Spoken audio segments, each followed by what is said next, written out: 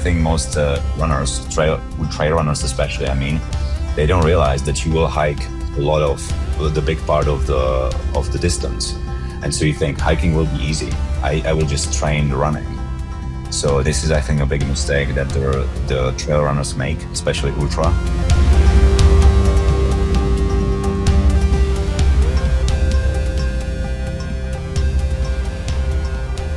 If you're enjoying the show and want to take the next step in your training, join our newsletter and receive a free 4-week sample training plan.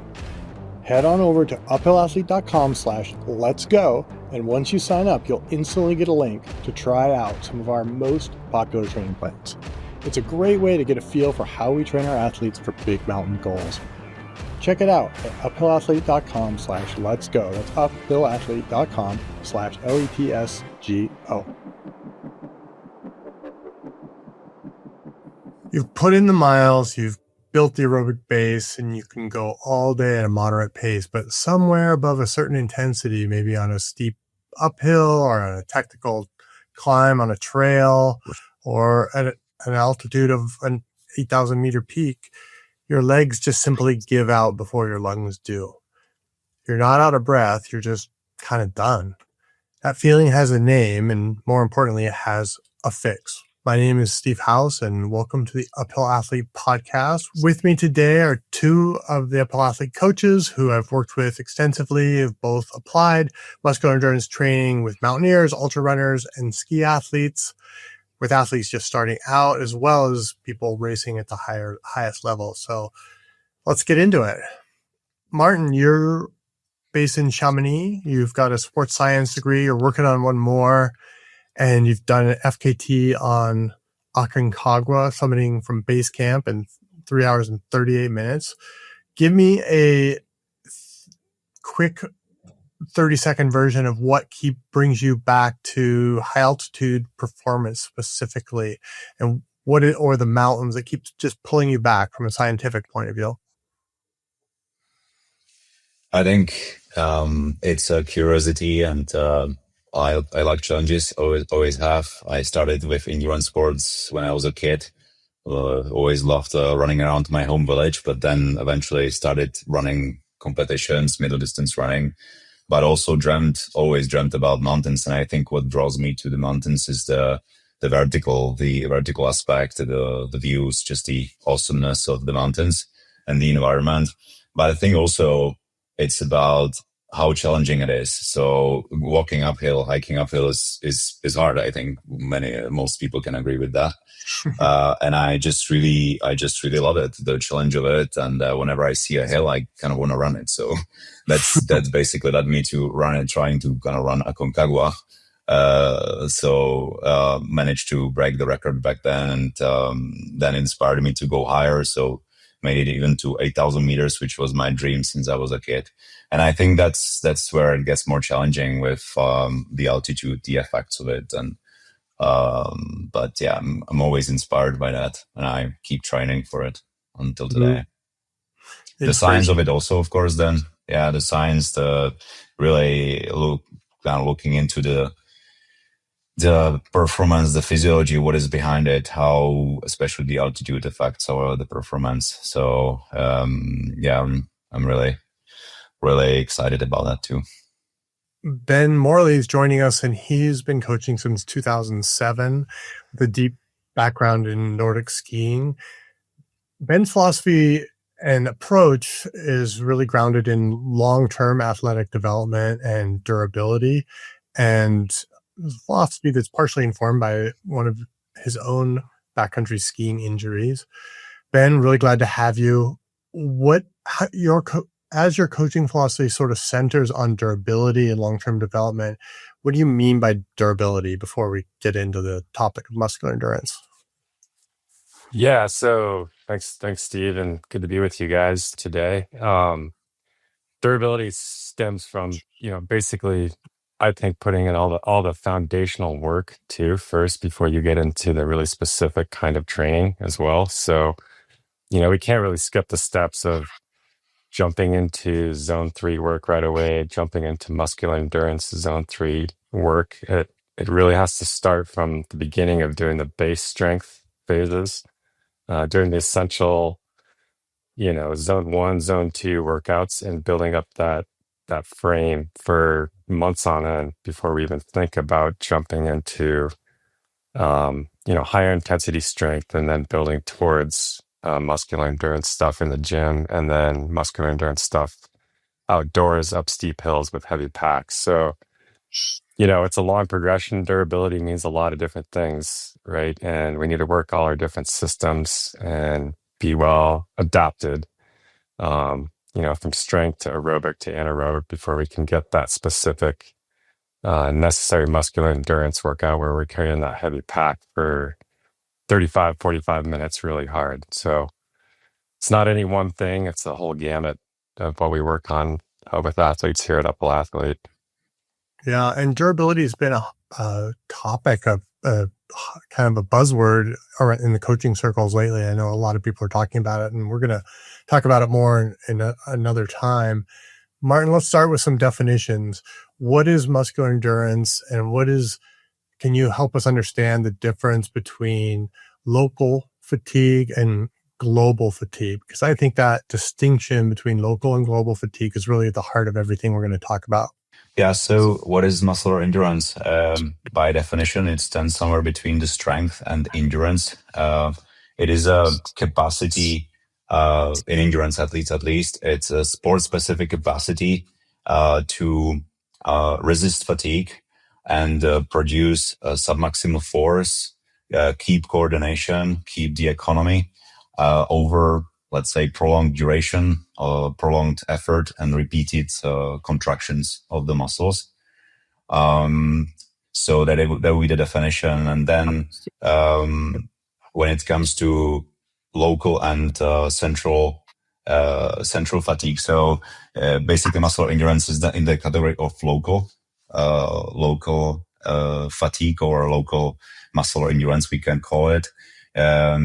So what is the difference there? So when the body is trying to respond to the demand of the exercise. So let's take an example of walking uphill, going up a mountain, running up a mountain. So the whole physiology response, the central, what we call central, is really anything from cardio, respiratory function, vascular. So basically it's about distribution primarily of oxygen to the tissues, but primarily actually the muscles. They have a high demand for oxygen to provide the aerobic metabolism with oxygen. So then the metabolism can actually produce energy for the muscles to do the work. So that is the central part, really, the transport, the distribution of oxygen, but also the nutrients through the bloodstream to the working muscles. So basically that's the first part of the equation. And the second part is then the muscles, what happens in the muscles. And so what we want to discuss today is actually what is the limiter at any given time during the exercise. So the muscular endurance specifically talks about when it becomes the limiter and how we can train it. Yeah, and we've written and talked about local muscular endurance for many years at Uphill Athlete, and it really is that idea, like walking uphill, the legs and the glutes are the local muscles that are the limiter at like a high strength, high endurance activity, like carrying a heavy pack uphill. Then let's kind of look at this through the lens of skiing. I mean, it could be almost any kind of skiing, ski-mo, ski touring, Nordic skiing. How do you describe this ME concept to skiers who like to think that they're already fit? How do you get this across? Yeah, well, I mean, it's much different, right? Like, you might have somebody that's in pretty good shape. They can, run 2+ hours really easy, or they could go on a moderate ski tour, 2-3+ hours, or a cross-country skier could be cruising along on varied terrain and really tap into their aerobic system and feel pretty solid, right? But when we get into steeper terrain, heavier weight, and thinking about like even cross-country skiing where you have to double pull for hours on end, you're it's working a completely different system, right? And we have to train that. So for cross country skiers, it's like we will go out and just do, sometimes a 2 hour straight double pull, and you're definitely getting some aerobic work in, but you find it's harder to get your heart rate up as much, right? But that's because we're trying to really focus on that muscular endurance aspect of the upper body that's so key in cross country skiing. So, it could be the same kind of work that you're doing in skimo, where we gradually start to work in steeper terrain, add a little bit more weight, but have that workout be specifically focused on building that kind of system, right? So yeah, you can be in great shape, but I've seen it time and time again of like cross country skiers that are in fantastic shape, right? And then the double pulling is a limiting factor. So yeah, there's definitely a difference there. What is the injury prevention angle for doing muscular endurance? Specifically, like kind of what happens when some of these slow twitch muscles that help stabilize joints get tired? What happens to movement quality and injury risk? Yeah, I mean, movement quality goes down, injury goes up, right? So, and like I spoke to this before, you can't jump straight into the muscular endurance. It's the base strength work is going to support that muscular endurance work. So it's the core stability work that you put in prior to jumping into this muscular endurance stuff that allows you to have that correct body position and move efficiently and effectively. So like I said, again, we can't just jump straight into ME work and go hard. It's the injury prevention work that goes into base strength before that. Yeah. Makes sense. And like you said, like it has to progress, right? Like it has the sandcastle has to be built in the right order. You can't do things in the wrong order and expect to get good results. If someone is able to run, say, 50 miles a week, pretty decent volume, and they feel like they're aerobically fit, what would be a good test for them to understand that muscular endurance may actually be their limiter? How would you prescribe a test to someone? Yeah, I mean, we do this, at Upful Athlete too when we're coaching, but something like an anaerobic threshold test where you're running uphill like just really hard as you can go. I mean, this can be anywhere between 30, 45 minutes, right? And often you will find if it's steep enough, your heart rate might not be able to get up there quite as well as easily if your muscular endurance isn't solid, if your legs aren't solid. So that can be a good test to kind of figure out where you're at, I would say. And then, we look at that data and then we decide, okay, what kind of training do we need to do to get to the point where we want to be able to get that heart rate up with pushing some weight as well. If I can add to the 50, the running, I think that we should always keep in mind that it's sport specific or within the runners for running, especially when for half marathon running also. I think there is that aspect of muscle endurance. It's actually the capacity of the athlete to sustain so much impact. So actually they are not so limited by the cardiovascular function per se. It's actually to be able to go so fast at such a high speed for so much time. So the muscular strength work is so important. So I think it's in its own category within running. But I think for trail running, mountain sports, that's our domain.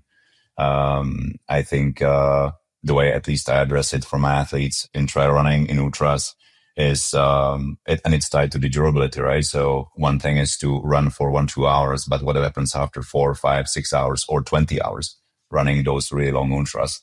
So I think then the muscle endurance is really a strong factor. It's actually, you're not limited by your central function so much anymore. You're so tired, but actually being able to keep going, just hiking, takes so much effort. So then I think that the training, then muscle endurance is a key.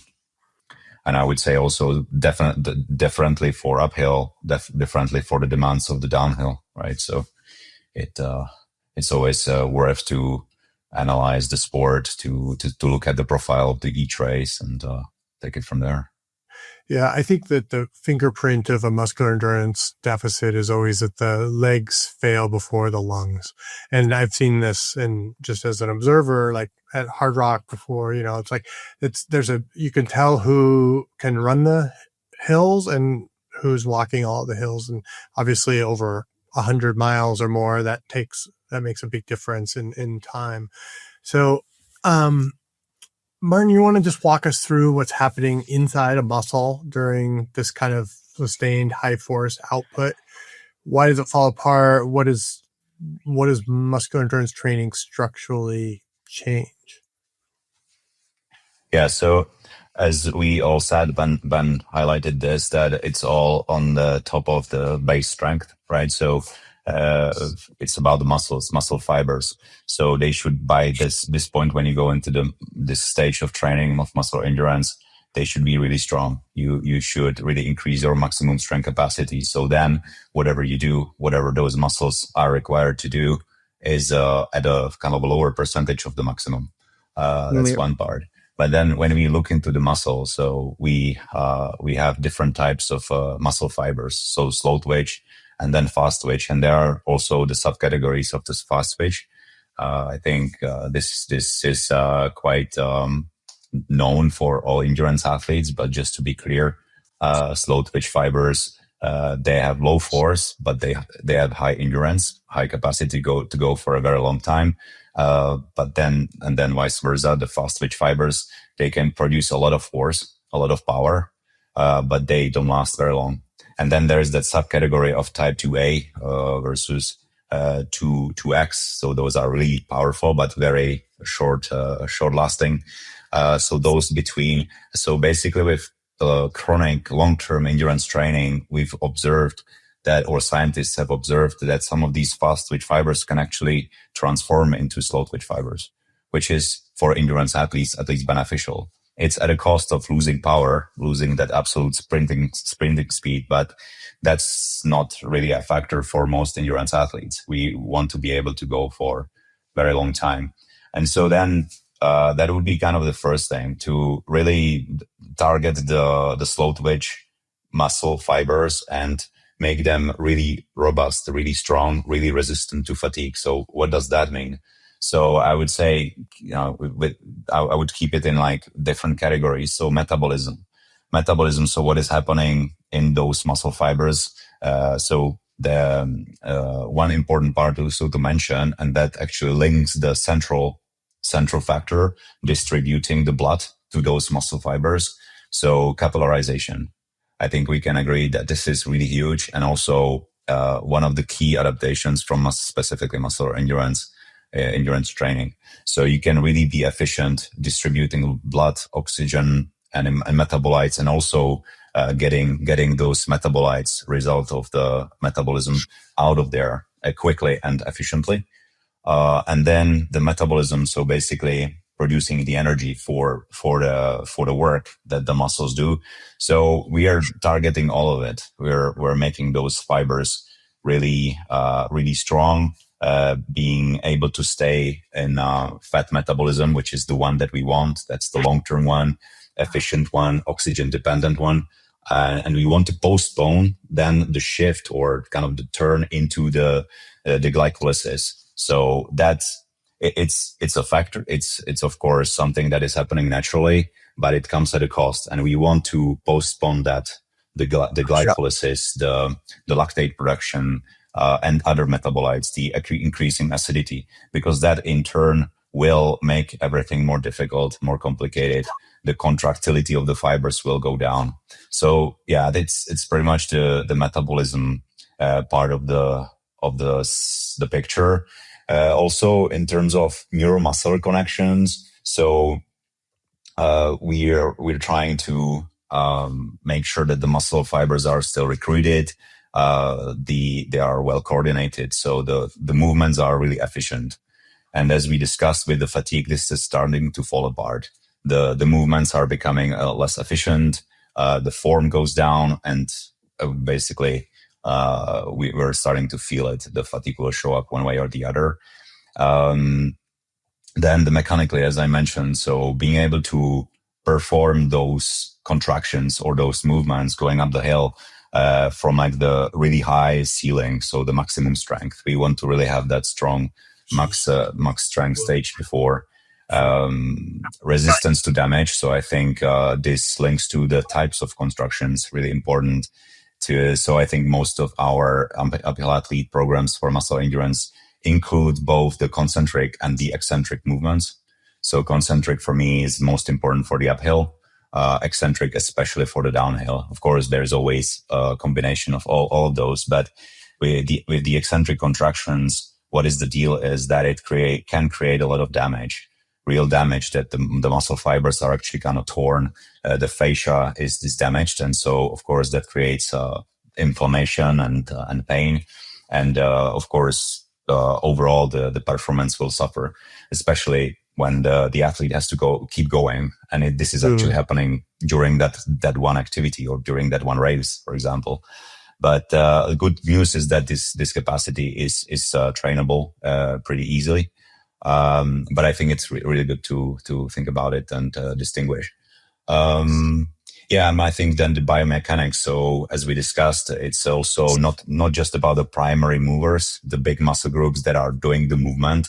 It's also about the movement, the muscles that are stabilizers. So if they do the work, if they have that fatigue resistance and muscle endurance, then the big primary movers, they can do their job. But usually what happens when the stabilizers start to kind of fade, the big muscles, they try to catch up, they try to kind of do the work of the stabilizers, but that's not their job. And then everything goes down, everything starts to crumble, and we just feel the fatigue. Also back to the injuries over the extended periods of time.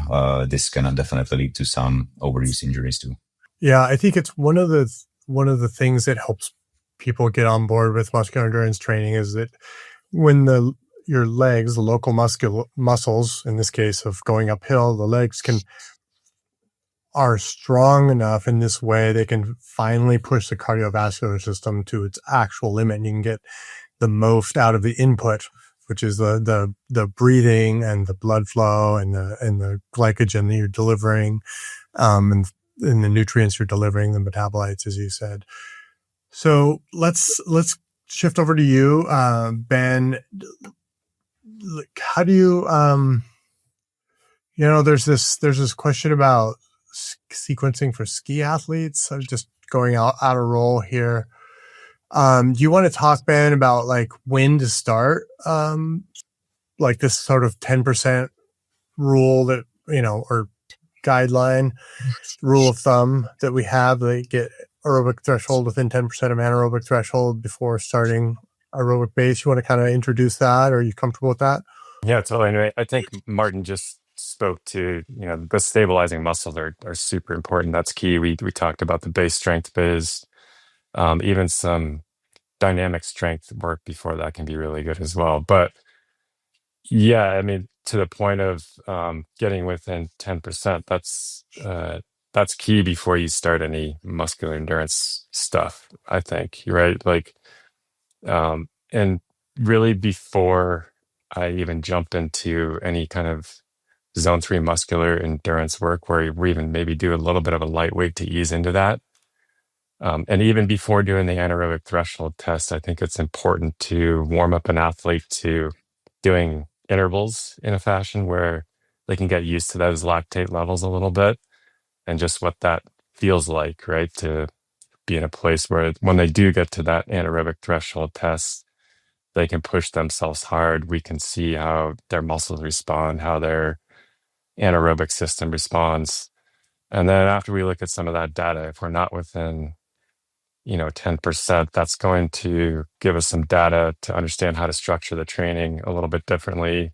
How quickly do we move into the muscular endurance stuff? Do we need to do more aerobic work potentially to get that aerobic threshold up to close to the anaerobic threshold? But often we see some athletes that are in really good shape, and they are within that 10%. And that gives us an indication that, yeah, let's jump into this work right away. Start with some zone 3 stuff that's not weight bearing, or that's not like heavy weight quite yet. And then gradually ease into it, gradually increase the weight through interval fashions, right? Sometimes I usually start with something like 3 times 5 minutes, working towards 3 times 8 minutes, 2 times 15, 2 times 20, 1 times 15, 1 times 25. And then we're to the place like, okay, we can start to handle that duration. We can start to, and through that process, increase the weight. So we get to that point of being able to sustain a 35, 45 minute zone 3 effort with carrying really, really heavy weight. So, like we said at the beginning, there has to be a progression to all of this, and the 10% rule gives us some information about where that athlete is at and how to structure the training to get them to that point. I think those are great points. And I just want to zoom out a second and sort of bring together something that you both have talked about, in that the correct sort of periodization of strength training is to do 4 to 12 weeks of sort of general strength, foundational, working on movement patterns, building and reinforce, getting the connective tissue,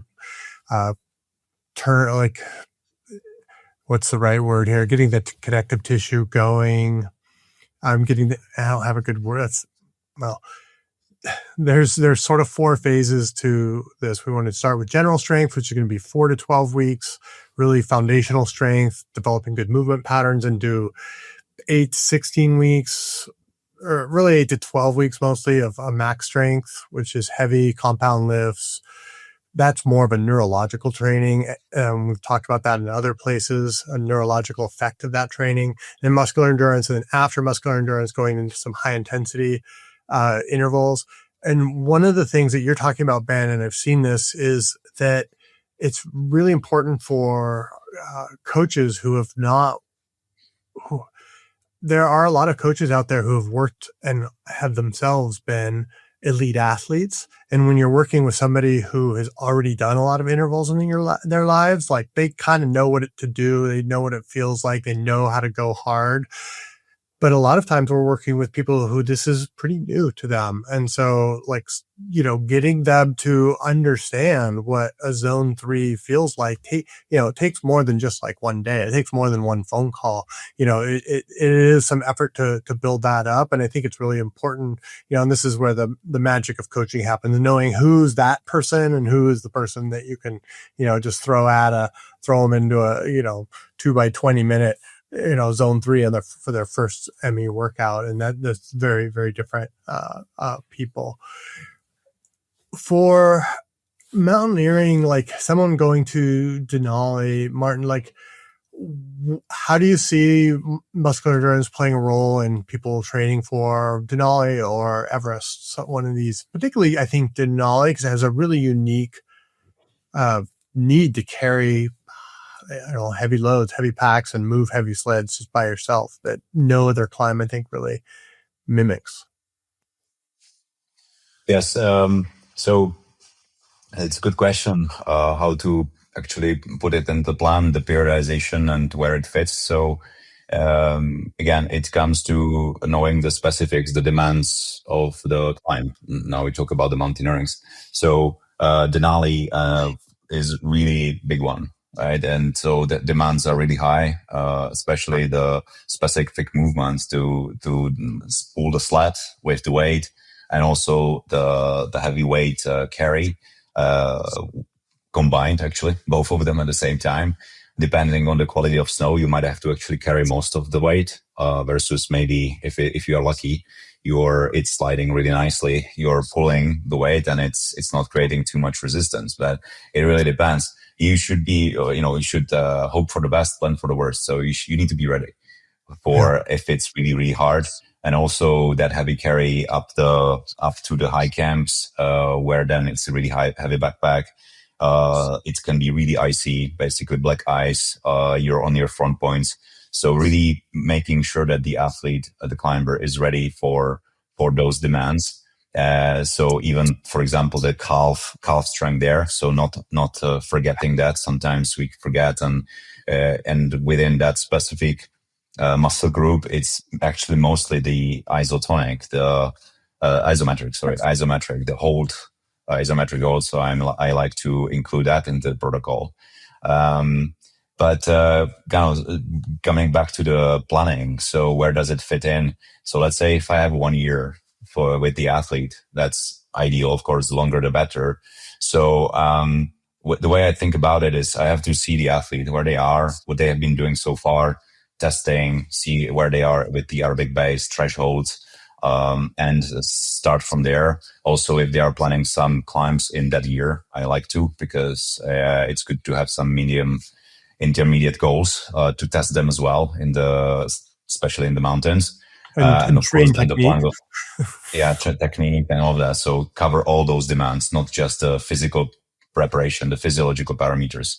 But when it comes to that physiological parameters, so we think about it in a way that how long does it take to get those adaptations? And usually I use the block periodization. So focusing on like one intensity, not only, of course, it's on the base of the aerobic intensity, but trying to increase the ceiling, the VO max also sometimes, but making sure, of course, that the aerobic base is there. But I like to also go from the end. So, okay, the May-June expedition for Denali, and I kind of go backwards. So I know that the last part really is specific. The specificity, one of the main training principles. So the training needs to be specific. The movements need to be specific. The duration of the training, the overall volume, and also the type of strength training, which is muscular endurance. So the muscular endurance is really the last specific part of the strength plan. And it's both the gym-based and also the weight it carries, sled pulls when it comes to Denali. It is quite similar, honestly, with Everest. Metabolically, at least, or what we are addressing, and I already spoke about it, what is actually happening within the muscle endurance. So that also ties into the timeline of adaptations, right? The metabolic, the neuromuscular, those are usually the first ones. But we actually then, if we go backwards more, we come from the maximum strength protocol. So the muscles kind of know what to do, and now we hit them basically with the metabolic demands and the endurance part of the muscular endurance picture. Yeah, I love that right? framing of like getting the neurological layer sorted out and then adding the metabolic demands on top of that. That's the right way to think about it. Let's talk a little bit about what muscular endurance training looks like. I tried to find a background picture for my screen today that showed hiking up a hill with a backpack, but I wasn't able to dig one out. This is close enough. So one of you want to walk me through sort of a typical heavy pack carry session? What does ideal terrain look like? What kind of grade are we talking? Load, duration? How does the athlete know by feel if they have the right intensity? Sure. I mean, I think maybe we can both add to this a little bit, but we ideally want this to be pretty hard, right? And maybe even some uneven, weird terrain like scree, or using all your stabilizer muscles to be able to move your body with heavy weight, right? So you have to be ready for that, right, though, too. You can't just jump into that. So I sometimes, like I said before, I start with lighter weight on these muscular endurance workouts with athletes, and then gradually increase the weight, gradually increase the terrain or the grade of the where they're doing their workout. So it's not this is your only muscular endurance workout where you need to find the steepest hill and put a 60-pound pack on, right? I think it really varies just athlete to athlete. And just having a nice progression is the best way to approach it. And even doing stuff in the gym too, right? To help prepare for that too, like short rest periods, box step ups, box step downs. If that's the weakness of the athlete, like we can focus on that workout. and then move that stuff to the outdoors. So, one little trick I've used with people doing it in the gym is I'll have them do the box step offs, step up one side and then have the step down on the other side, but have another small box there so it's not as far. Because if you have a box that's high enough for you to step up, it's really hard to step off, especially facing outwards.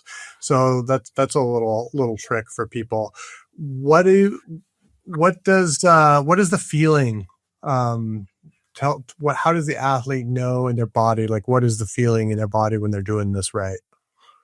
Yeah, I think in general, again, we should be limited by the muscles, basically, not by the cardiorespiratory. So the breathing is not the limiter. The heart rate is not super high. It shouldn't be. So I think then what kind of weight we are using. So I think it's very individual, but also sport specific and event specific. I like to kind of have two categories of non-specific weight and specific weight, because for some mountains, especially Denali, we talked about it, that one, you have to be ready to carry a lot of weight. You have to be independent up there. There are no porters. So I like to kind of use it also as a framework and, build it up towards that specific weight that actually usually covers even the demands for the muscle endurance training, because it's heavy enough. And otherwise, I think it's using percentage of body weight. I think that ensures, like individuality and specificity. So if it's a 50 kilo athlete versus 80 kilo athlete, right? The relative weight will look differently, but it should kind of induce enough stress for that given athlete. And then we take it from there and we build it up. I think what we usually see is the overall speed, uphill speed goes down a bit, which is good for me. It's specific. It's actually about that. The slow twitch fibers working really hard, and they now are really, we are working on that capacity that we want, really postpone the fatigue, make them creating a lot of force, but repetitively, and postponing the fatigue as much as we can. Another thing I like to do is, if the athletes have a way to do that, to basically go up and down a hill, like something like 1,000 feet, 300 meters elevation gain, ideal, do it 3 times. And you can really see, like, nice test of durability also, but also I think that muscular endurance, how is that speed over those 3 laps? You can compare the heart rate. Heart rate actually goes down, to our point that central function is not a limiter. It's actually the fatigue building up in the muscles. And so over the phase, we are able to see the progression. They are able to keep the pace. Yeah, great. And I think that one of the things that people always ask is like, well, I don't live in the mountains. What do I do? And, I always say, the first choice is something that uses real gravity, like walking up and down stairs or stadium steps. The next best thing is probably a treadmill, steep treadmill. Third best is probably a Stairmaster. And when we think about this, we do want the legs to be burning, but the conversation to still feel possible is sort of one of the ways to think about it. And it often, and if you don't get to that on the first workout or even the second or third workout, don't be surprised, because it takes time to dial in the location, just all the variables. There's a lot of kind of gear involved, like how are you weighting your pack? Do you have enough water bottles? There's just a lot of logistics that go into getting these workouts right, and it often takes a few tries. I also want to say, like, it's almost never steep enough to go up a trail or a road. Like, you have to go up ideally you have a ski run. You can go right up the fall line of the ski run, or you go up this slope somewhere where you're not, we're not causing too much erosion, and go up a scree field, something like that. But, we all limited by the terrain we have around us here where I'm sitting. Like, there's steep hills, but it's pretty forested. So it's pretty hard to go straight up the fall line on these hills here, unless I have something like a ski run. So let's shift to the gym, we've mentioned this a couple times, but let's get really specific. What does a gym-based muscular endurance progression look like? I got to say, like, probably most of the athletes I coach are doing this in the gym. There's just not that many people that have the right terrain to do this outside. So what is it? What does a gym-based ME workout look like, Ben?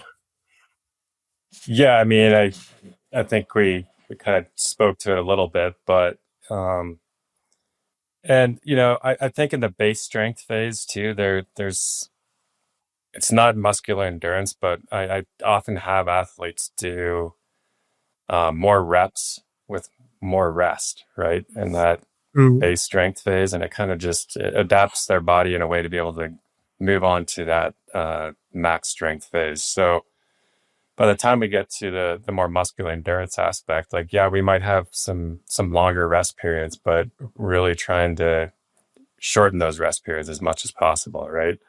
And doing a box step down workout and then going to do something else like push-ups or pull-ups right away. It's kind of, I mean, we talk about this, people think maybe like CrossFit, but it's not like CrossFit of the high intensity one thing to the next. It's really the time and the duration that's bringing those muscular endurance adaptations. It's just the short rest period and then the long sustained box steps downs, I mean, we're talking about, Martin said again, it's specificity, right? So someone that's running a marathon, that could look a little different. How do we train that in the gym? It's a little bit more difficult, right? They just need to go run like for hours and hours. But we can do stuff that's less intense with less weight, just more like lunges, right? It's not necessarily weighted, but lots and lots of lunges and short rest periods. Lunges are great. Yeah. I don't know, Martin can add to his ideas on gym-based muscular endurance as well. Yeah, I think so. I mean, I agree with you. I think we can split it into categories of like two-legged squat versus the unilateral squat. And I think those unilateral squats in that, especially the last stage, are more specific to us endurance athletes because we are ultimately doing that, whether you're running or hiking or especially uphill hiking or downhill hiking, right? So it should be some version of that. So box step ups for the uphill, I think that's as specific as it gets. You can control the movement relatively well. And it's, as you said, I think it's just the important part there. It's about the time, the duration of those reps. And you should start to feel that kind of aerobic, we can call it maybe aerobic part. You start to, the breath and the heart rate goes up because the demands are all of a sudden very different to classic strength protocol, which is about low number of reps. The energy metabolism is completely different. So we're actually going into that endurance part of the muscular endurance. So the box step ups and lunges or some kind of dropping the weight down and doing reps of it. Maybe jump rope also. Maybe that's more for the dynamic movements of running. Some kind of, as I mentioned, the calf, something for the calves, maybe simple calf raises. And drops, of course, but then maybe also the isometric holds for some of those mountaineering, especially ice climbing or parts of the climbs where you are, on your front points, which can be on Everest, which can be on big mountains on Denali. I would also include it there. So it's not necessarily reps; it's actually the holding in that specific position for a certain time.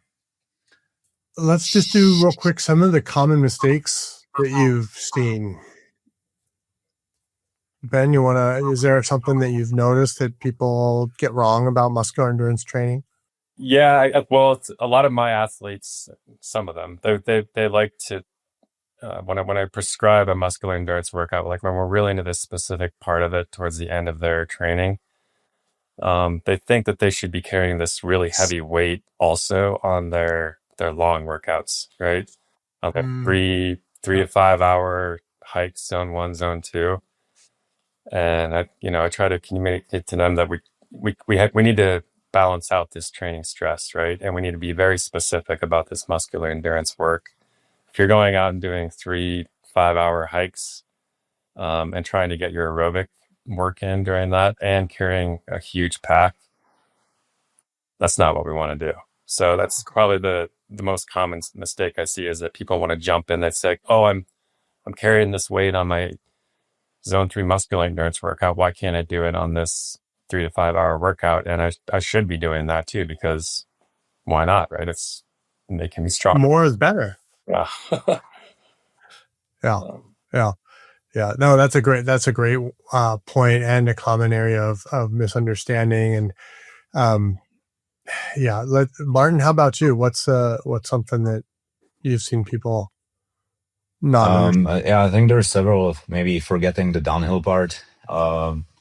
Maybe not using terrain steep enough or actually doing the rocking, which is the hiking on flat, thinking that it will be good enough. But I just try to explain to athletes that for most people, this is just not hard enough. You're definitely doing something, but you're getting better at hiking on the flat, basically carrying some weight. It might be worth for those upper body muscles to keep the posture. I think there's a benefit, but you need to be efficient with your time, and most people are busy. So that one session is a kind of a lost opportunity. It really needs to be specific. And one of the most important factors when it comes to mountaineering is the uphill part. We have to do a lot of work to get ourselves up the hill against gravity. That's the physics, right? It's the body mass plus the weight of our gear. The gravity factor times the elevation gain. And that's pretty much the energy that our muscles need to produce to get us up there with less and less oxygen and altitude. So the math is clear. We need to be specific. We need to get those muscles ready for the specific incline.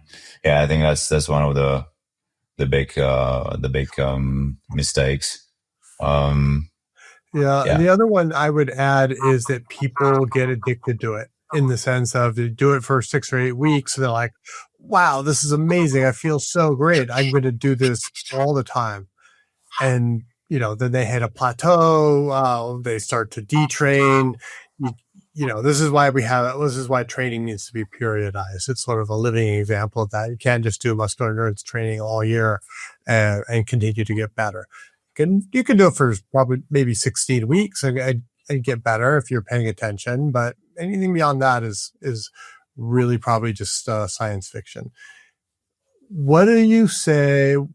And neither of you can take this, but what do you say to an ultra runner who says they don't do weighted carries, they just do steep uphill repeats because they think that's the same thing? Like, what's your answer to that? How do you explain the difference between like a uphill, unweighted, fast run, like hill repeats versus a muscular endurance workout?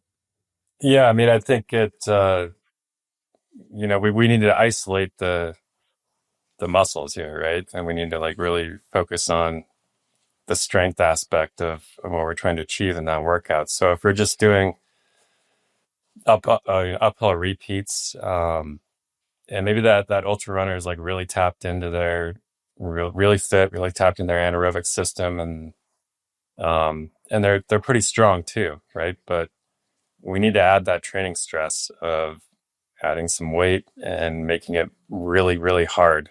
I mean, that's the point, is building the durability through the legs, right? So I guess that would be my answer, is you got to make it hard.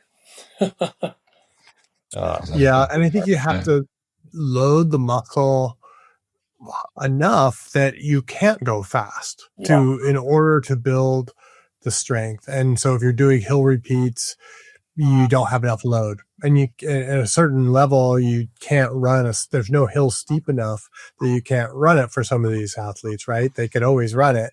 And, that would be the other way to get the muscular load higher, would be to just make the hills steeper. But there's a physical limit to that too. Like once it, gets to 30 or 35 degrees, they're not going to be able to run too easily up for even 45 degrees, maybe, not to it, and you're using your hands a bit.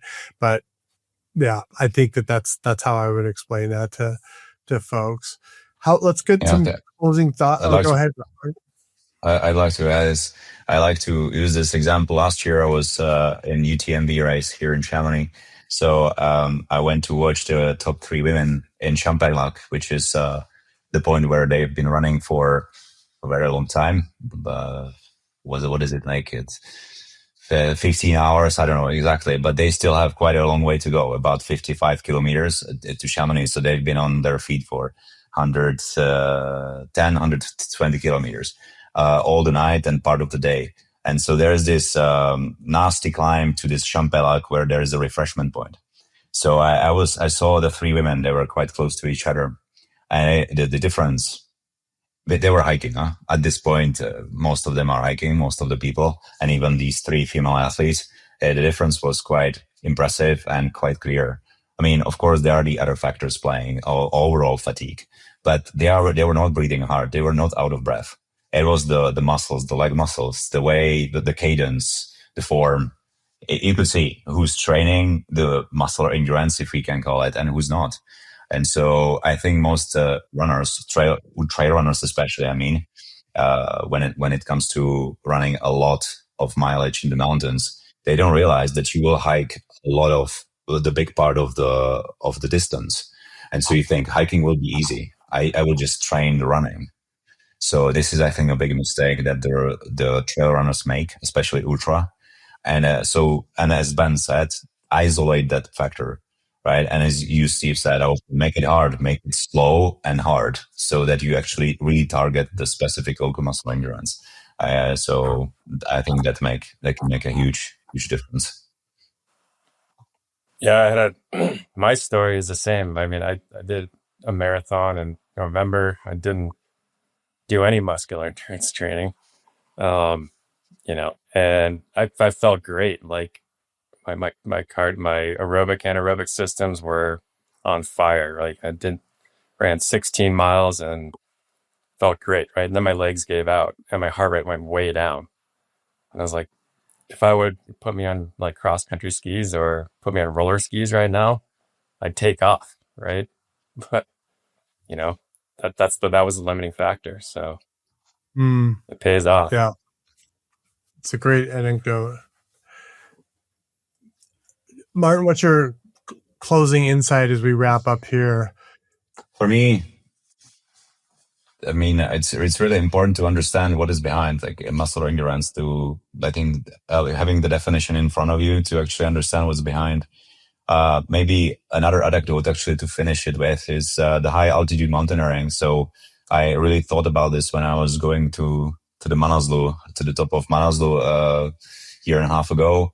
And I think I did well, actually. I was not limited by my muscles. I could go faster. I was actually limited by the other, which is the altitude. I was not acclimatized enough, so I was just out of breath for this. My body was really struggling with that. The muscles were great. I was like, I just want to go faster. Another thing to add to that is the studies about Sherpas. I think people know about Sherpas, their enormous capacity to carry heavy loads, to help people, to carry down people if it's needed, actually sometimes. And so we can guess that their muscle endurance is enormous. And actually the studies that I've read, actually you can see those things that we discussed, the physiological many factors within the muscle endurance, they are there.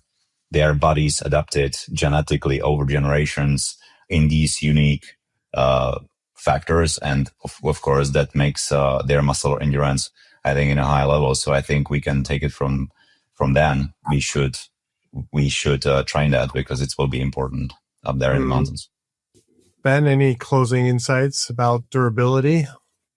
Yeah, I mean, I think this is it's a very important part of training. Like everybody thinks about it, talks about it. It's a huge topic, but it's a very small part of it, right? So, like you said before, if we're gonna just be hyper focused on this and try to do it all the time and make those gains by jumping in too early with it or doing it for too long and not doing it in a structured, specific, isolated way, it can be a real detriment to your training. So I think it certainly pays off to, ideally get a coach, at least get a training plan and understand these ideas of everything that goes into your endurance training so you can most effectively do these workouts and make it count and make it actually work for you. So small part of our training, but super important. You can't neglect the rest of it. Yeah, muscular endurance is not a secret. It's been known and it's been studied in sports science literature for decades. We have great articles on the website explaining the full methodology, workout progressions, weighted carry protocols, gym-based muscular endurance workouts that you can follow. That's all free. Go read it. Check out the aerobic threshold and anaerobic threshold testing guides. And before you start a muscular endurance block, be sure you know that your AET aerobic threshold is high enough to accommodate the work of the muscular endurance training. The aerobic base prerequisite is real. And Ben, as you just said, people should use a training plan or even better, a coach. If you want personalized guidance, all three of us are currently taking athletes. So thank you very much, Martin and Ben. Thanks to everyone for listening. Go earn those miles, and we'll catch y'all on the next one.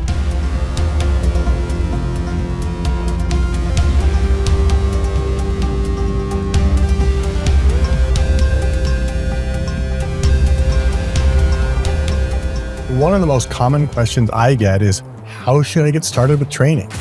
Well, they say the first step is the hardest, so let's make that easy. We are offering free 4-week samples of our most popular training plans for mountaineering, trail running, climbing, and more. Go to uphillathlete.com/let's-go to sign up for our newsletter, and you will not only get monthly insights on training for uphill athletes, but you'll also get a sample training plan. It's totally free, so why wait? That's uphillathlete.com/LETSGO.